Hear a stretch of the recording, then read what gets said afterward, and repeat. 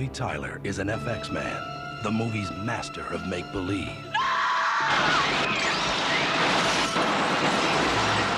He can show you 1,000 ways to die. Weapon or the victim? Is it murder or is it FX?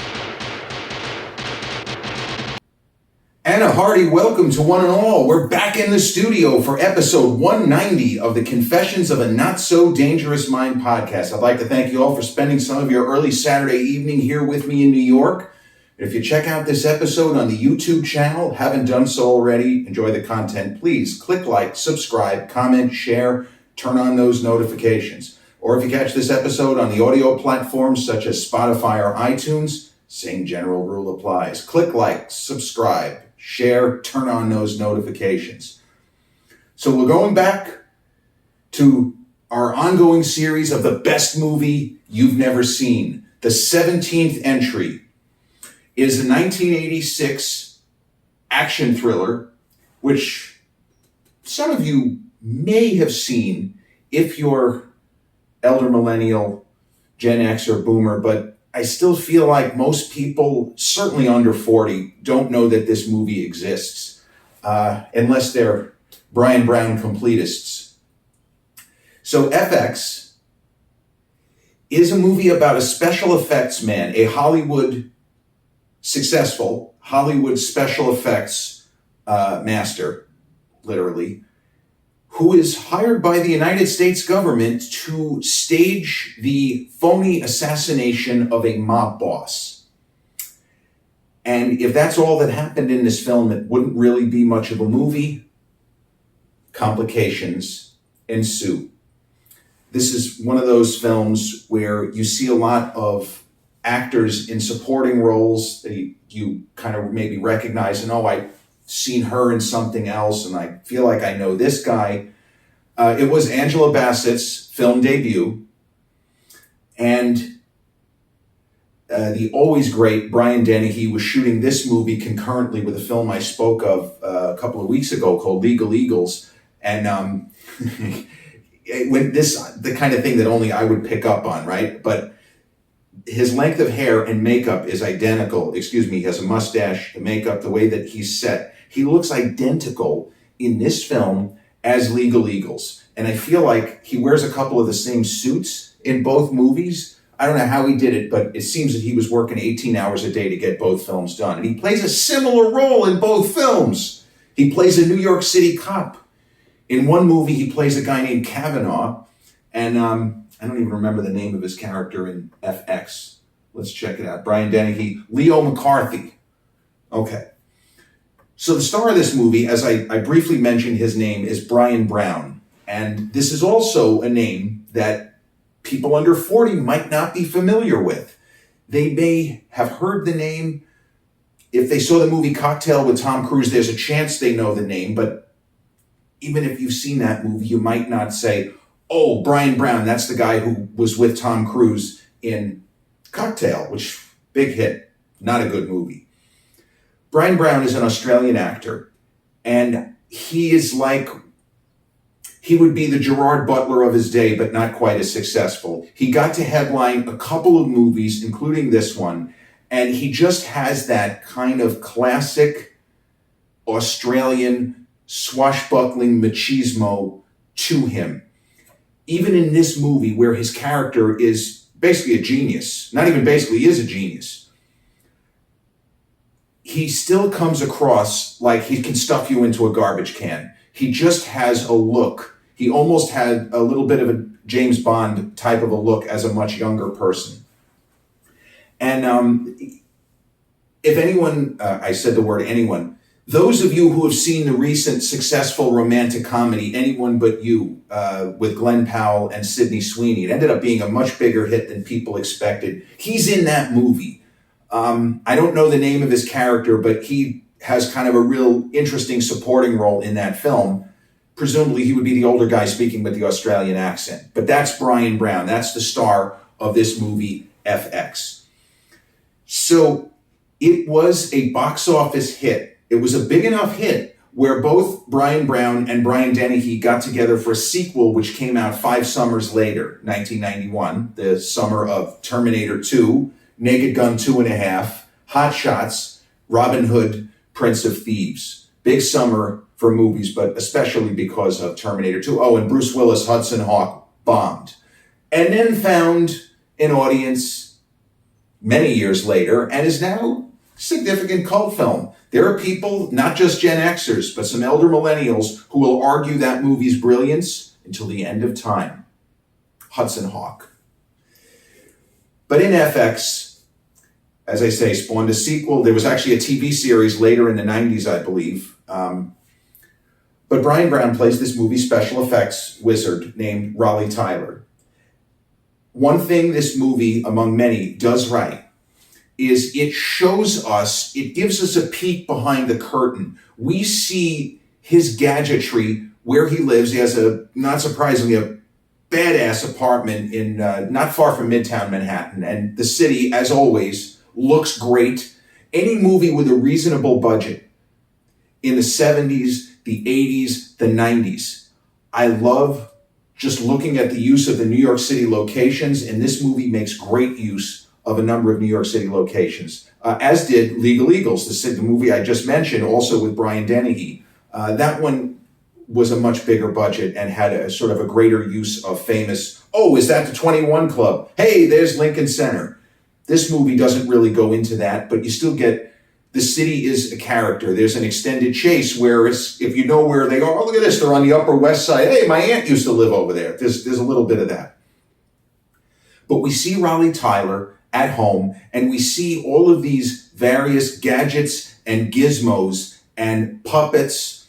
And as somebody who understands how movie special effects can be done, I'm not an expert on this topic, but I know enough to understand when I'm looking at something. When I was watching Jurassic Park in theaters in 1993, I already understood there were certain points in the movie we're looking at an animatronic dinosaur. And then there were other moments, that's CGI. This was done in a computer. This was not done in a computer. That shot of the T-Rex, that's an animatronics. That is an animatronic T-Rex. This is in the computer. This is a practical effects guy. Rollie Tyler makes practical effects. He's not a computer wizard. He would be the Stan Winston as opposed to the CGI. And Spielberg in Jurassic Park did a lot of this. What are we going to use Winston and Phil Tippett for, and what can we do in the computer? And what should we shoot where? There's all of these things when you have to blend practical effects with CGI. But I've thrown phrases out at you that some of you probably don't know. And if it's not interesting enough for you to Google, I talk about things like models, miniatures, matte paintings. This guy is not a matte painting guy. He's not that kind of artist, but models and miniatures and figuring out how to make certain things look real. So in the world of this movie, we establish immediately that Rollie Tyler is much in demand. Now, he's not like the biggest special effects guy in Hollywood or a makeup effects guy. He would be kind of a cross between a practical effects wizard like a Rob Bottin and a makeup effects wizard such as the extraordinary Rick Baker. I don't even know how many Oscars Rick Baker won, going all the way back to American Werewolf in London in 1981. And Rick Baker's retired from the movie business, but if you go on his Instagram, he's still constantly creating and doing different things and different costumes and different what amount to special effects. So Rollie Tyler is very successful, and early in the film, he is visited by a member of the FBI, played very, very strongly by Cliff DeYoung, who's still around. And they basically offer him a significant amount of money. I think the number is $30,000. And they explain to him, do you know who, I forgot the name of the mob boss. Hold on. It's an actor that you all know and love. Nicholas DeFranco. Damn, forgot his name. Do you know who Nick DeFranco is? Well, yeah, he's a crime boss. Nick DeFranco in the world of this movie would have been like a John Gotti of his, Gotti was around at the same time, but he would have been that level. This was top level mob, and he was about to be rubbed out, and he went to the feds, and they're putting him in a witness protection program. So Cliff DeYoung meets Rollie Tyler, and he sees all of his gadgets, and he's really impressed. He comes across like, okay, you're not just for show. This is really cool stuff. Like, I love this kind of stuff. This place, your apartment, is almost like a museum. So he says, here's what you're going to do. You're going to get $30,000, and you're going to create molds and plaster casts for various different reasons. We don't need to tell you the reason, but you're going to do molds of DeFranco's face, his body, and ultimately, when all of that is done, we are going to assassinate Nicholas DeFranco. We are going to assassinate him, but it's actually going to be you pulling the trigger. Rollie Tyler is with them all the way up until they say, you're going to pull the trigger. He says, no. That I'm not going to do. But I can be there to make sure that every effect goes according to Hoyle. And the FBI guy doesn't know all of the mechanics of what he would do, but Rollie explains, when it's time for the fake assassination, this way the people who are trying to kill DeFranco will think he's already dead, and by then, he could be in Switzerland and they'll never find him, like that kind of thing. Or he could move west and live with Henry Hill, or Vincent Antonelli in the movie My Blue Heaven. But that's the idea, that they'll be able to get him somewhere that they won't be able to find him when they find out, well, he's not really dead, he was just spotted in Utah. Well, he won't be in Utah by the time you get that information, will he? Maybe he will be in Switzerland. So Rollie explains, here's how we'll do it. I'll put a squib here, and I'll have a gun that shoots blanks, and he goes into this whole rigmarole. So we meet the mob boss, Nicholas DeFranco, and it is played by the late, great Jerry Orbach, a.k.a. the father in Dirty Dancing. Nobody puts baby in a corner. You look wonderful up there. Jerry Orbach was so good. But in this movie, he's not doing the Jerry Orbach from TV's Law and Order, or even the kind of somewhat heel character of the doctor father in Dirty Dancing, who ends up being, it's not that he ends up being a good guy. He seems like less of an asshole at the end of the movie than we've been presented with. But Orbach in this film is playing a mob boss, and there is no wiggle room. This is a horrible, disgusting human being. And he has an attitude about it on top of that. So Rollie Tyler doesn't like this guy. But $30,000 is a lot of money. And if this is a kind of story that if it eventually gets out, if anything, it will enhance the lure to work with him, that he was able to pull this off so believably. So he and DeFranco have this kind of somewhat antagonistic working relationship. Rollie doesn't want to talk to this guy. He hates his guts. And DeFranco makes these sort of veiled threats. And Rollie's the kind of guy, he'll fuck this guy up. He said, this guy's real tough when he's got a gun. But I strangle this guy, I'll break his fucking neck. Like, he's not putting up with any shit. You can see that he has a chip on his shoulder, and he's very wary about getting screwed, which is why he doesn't want to be the person pulling the trigger, just in case there are other mob guys that we don't know about, or henchmen, or somebody that'll just try to pop him while he's in the act. Well, needless to say, shit happens. They sweeten the pot a little more. Rollie ends up, he ends up pulling the trigger, and the hit works perfectly. He does not actually kill Nicholas DeFranco. Or maybe he does. The movie plays around with this. It's really well done. So I'm not going to spoil how that part of it works. But Rollie leaves, and when he goes to a sort of meet location where he is supposed to, get the rest of his money, he survives an assassination attempt. And the movie then becomes a chase film within the context of everyone is in New York City. Can't go back to my apartment. What do I do? And it takes the form of a more up-tempo action thriller, but a grounded action thriller. No pyrotechnics of any great amount, no CGI. It's street-level heroics, daring-do, dastardly villains, and all of that. And we don't really know how Rollie is going to get out of this mess that he has gotten himself into. We figure he'll come up with something, because he still has access to all of his tricks, all of his gadgets. Even if he can't go back to his apartment, he has a truck with a shit ton of his stuff, which he would bring with him to different locations if he were working on an independent film locally. The movie is very believable from this perspective. He doesn't do anything with the effects work in the film that we haven't seen in movies already. And that's where the film is kind of playing with us in a sense of, okay, this is what he would do in a movie, but we're watching a movie. And a lot of critics got a big kick out of it. I was tempted to call this a guilty pleasure movie because some of the dated elements kind of make it a guilty pleasure movie. But when I just looked on the Rotten Tomatoes, this movie got 89%. This is an 89% Rotten Tomatoes for an action thriller from the 80s. That is an insanely high score, but it shows the strength of the performances. And his girlfriend in the movie is played by Diane Venora, who about 10 years later played Al Pacino's wife in Heat. And she is great in that movie.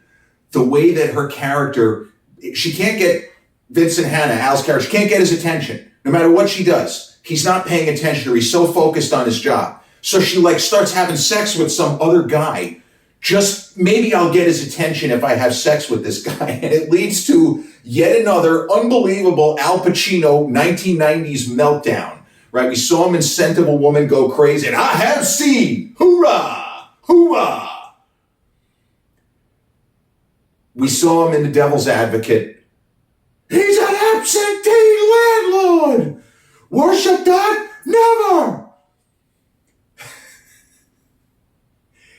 In the movie Heat, with Diane Venora, he goes berserk. Not because his wife is fucking around on him with some clown, because the guy is watching his TV, and then he goes crazy because the guy is watching his TV, puts 5 bullets in the TV, and we go from there. So when we see Diane Venora in this movie, of course, I saw this first, and then after seeing Heat and watching this again, I'm cracking up every time she's on screen because I'm thinking of Pacino's meltdown in Heat about the guy. You can't have a guy watching my fucking TV! Oh, Big Al. Big Al. So the supporting actors are all solid. And I remember reading Roger Ebert's review, and I apologize for mentioning Ebert so much, but especially movies in the 80s and 90s when Ebert was in full bloom as far as the TV show and the movie writing for the Chicago Sun-Times.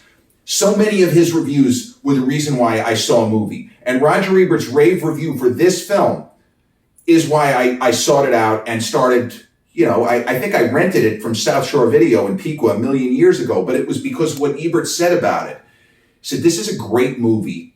It takes us behind the curtain of what a movie special effects and prop master, what he would do and how he might be like. You better not take him for granted. You better not think you're just going to, put one over on him because he's probably got more than a few tricks up his sleeve. Think about what he does for a living. He is an illusion expert without officially being a magician. But Ebert mentioned how the FBI guy, his name is Lipton, the way that Ebert referred to him as slippery is a perfect way to describe him because he has moments where he comes across like he's your buddy and wow, you're fucking great. And then within the same scene where I don't know about this guy. This guy is a little bit difficult to pin down, and that's kind of the point. It's a really marvelous performance. Now, Bryan Dennehy, as I said, Bryan Dennehy is great in everything. There was not a movie that he ever phoned in, even Tommy Boy, a decade after this. And Dennehy's character in this movie is interesting, and they give him room to maneuver and room to grow. Whereas the character he plays in League of Legals is much more straightforward and kind of one note, actually, even though there's a little bit of character revealed and plot twists involving him. But this movie gives him an opportunity to do some actual police work. And I like that because his character becomes convinced that there's something totally idiotic and preposterous happening, and no one believes him. The usual, the cops lament in classic movies. Either he's getting chewed out, called on the carpet, suspended, give me your badge. This movie does all of that stuff, but he is pretty steadfast. He's not going to go away. And whether or not you make me give back my badge, I'm going to finish this investigation and I'm going to figure out what the fuck is going on here. Where is Nicholas DeFranco? What the hell is going on with the FBI? And what is Rollie Tyler doing? We know this guy isn't a killer, so something is fucked up here. It's just great performances. And Angela Bassett, I think she plays a TV reporter. She's not in the movie for very long, but she makes an impression. She is striking. She makes a very favorable impression in this movie. And we remember, wow, look at that. It's Angela Bassett. Look how young she is here. And this movie is now nearly 40 years old. So I was a fan of this film from the first time I saw it. And no spoilers. I'm not going to spoil anything else. The idea of staging a fake mob assassination, but what if they use real bullets? But what if they didn't use real bullets? What if they just wanted people to think that it was a real assassination? The movie plays with all of these angles and does it seamlessly. And at the center of it all is a terrific actor hitting his marks, nailing his lines. And there's nothing, the movie is almost perfect in the way that it builds from one kind of confrontation to the next. There is very little of, okay, well, this could never happen. As far as action thrillers go, even though it's a movie special effects guy, so there's an unreality in his tricks and his gimmicks. The film is believable. And the situations, some are outlandish, but nothing happens in this movie anywhere near as bonkers as, let's say, a Lethal Weapon film, to go with an action thriller from the 80s or something like that. It's not even as far-fetched as Legal Eagles, which I keep mentioning because of the Brian Dennehy connection. I wonder if there's any information on that he just wore the same suit because he worked on Legal Eagles in the morning and then he went to the set because it was down the block or something. It does look like the two films were shot very, very near one another, because Legal Eagles was almost entirely shot. Anything that wasn't on a soundstage was shot in New York City. Same thing with this. But I remember seeing the film, and this is a movie that I had been told I would like, and then I did. And there's something to be said for that, because many times I watched movies that other people had told me to, or I rented a movie that was several years old and came away underwhelmed. And this film was even better than I expected. As much as Roger Ebert loved it, there were some moments in the early going where I'm like, I don't know about this. I don't think this is going to be that interesting. And then it took me by surprise. The plot was much twistier, and there were more character reveals and turns within the story than I expected. And I often say, I give the movie my highest recommendation, but I give this movie my highest recommendation, especially if you like mysteries, thrillers, action films, but from the realistic aspect. No CGI, no wire work, no crazy pyrotechnics. And in the 80s, there were movies that had a lot of crazy pyrotechnics, and the stunt work in this film it's good, but this is not a movie of stunts. This is not, The Living Daylights the following year with some of the most incredible stunt work that I've ever seen, where you could see all of the, wow, that's really somebody in there. It's not a computer. How did he not get powder burns from being so close to this explosion?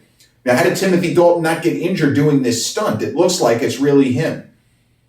But FX, it does stand for, it's shorthand for movie effects. And I remember also when the film came out, there were some people that were saying that it didn't stand for that. Wait, yes, it does. He's an FX guy. This is what he does for a living. FX is free on Max as we speak. It's been on Max for a while, and I think the reason is that way back when it was an HBO co-production, so technically they own it. Sometimes the streamers will spec projects out, even if they had a hand in the production originally. We've seen Netflix punt certain movies over to other streamers and Amazon Prime to Netflix. But this has been on Max for a while. That's how I saw it about a year and a half ago. It's easy to find. You don't even have to type Bryan Brown. You just type F/X and it'll pop right up. And I don't think I have anything more to say on this film because I don't want to go into spoiler territory. I'll tell you, there's another great actor who unfortunately died relatively young named Trey Wilson. He's one of the police officers that Brian Dennehy works with. And he was in the movie Twins with Danny DeVito and Arnold a couple of years after this. He plays a character called Beetroot. And he's on the phone with Danny DeVito in a moment that I didn't know what was going on, why DeVito was having a meltdown when DeVito is asking for 20. He has like some stolen merchandise and he asks this guy Beetroot for 20. And we know that Danny DeVito is asking for 20,000 and this guy basically says 5. It's $5 million. And when he tells Danny DeVito, if you could do better than $5 million, and DeVito is gold. It's top 10 favorite Danny DeVito moments, the way that he has a meltdown because he's trying to get 20,000 from this guy and he's going to get 5 million. Absolute gold. I should point out that the sequel, which I saw, not in theaters, but I rented it as soon as it hit, some critics liked it. It's not that good. If you're a completist, if you love FX, by all means, it's called FX2, The Deadly Art of Illusion. It was interesting. It had an interesting plot, but I don't think that it was nowhere near as good as the first. It dealt with the Vatican, and it kind of got into a little bit of hot water because of the way that the Vatican, I guess, is represented in this film. I feel like they should have just set it in New York again, but that's neither here nor there. Both guys had a great time. You could see that they enjoyed making the sequel. But this is a terrific, the mystery elements, the thriller elements, the action elements, and the performances, especially from Bryan Brown. And now that I put in your head that he was kind of the Gerard Butler of his day, I guarantee you're going to see it. And I'm not sure if those guys ever worked together. I feel like maybe they have. Before I close this, let me just double check if they in fact work together. No, it doesn't look like they have. Certainly could. Oh, they actually did. They were in a movie together called Gods of Egypt. Interesting. Okay. So, yep. 1986 FX, F/X, starring Bryan Brown, Diane Venora, very young Angela Bassett, Cliff DeYoung, Mason Adams, and the great Jerry Orbach as a mob boss. This has been, the 17th entry, so in such a rush, the 17th entry in our continuing series of the best movie you've never seen. This has been episode 190 of the Confessions of a Not So Dangerous Mind podcast. I'd like to thank you all for spending some of your Saturday evening with me here in New York. If you check out this episode on the YouTube channel, haven't done so already, please click like, subscribe, comment, share, turn on those notifications. Or if you catch this episode on the audio platforms such as Spotify or iTunes, same general rule applies. Click like, subscribe, share, turn on those notifications. I'll be back with episode 191 real soon. Till then,